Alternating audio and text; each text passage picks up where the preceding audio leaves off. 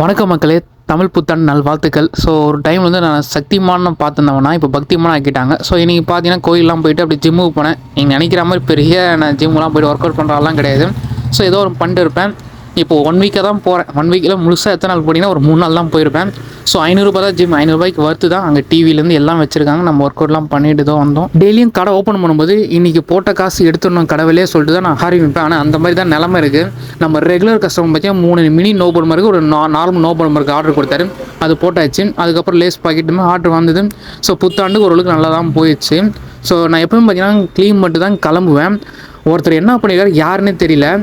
அந்த கூலிப்பு இருக்குல்ல, ஸோ அதை வந்து சில்லறை சேர்க்குறாம சேர்த்து வச்சு ஒரு கவரில் சேர்த்து வச்சு கடை பின்னாடி போட்டார். நான் பெருக்கிறேன் பார்த்தா அப்படியே அவ்வளோ கூலிப்பு கீழே விழுது. நான் அவ்வளோ என்னடா இது ஒருத்தர் கடை வச்சுருக்காங்களே, இந்த மாதிரிலாம் நம்ம பண்ணுறோமே கொஞ்சம் கூட மனசு உறுத்தலை. எதிரிலே பார்த்தீங்கன்னா குப்பை தொட்டி இருக்குது, அங்கே போட்டுருக்கலாம்.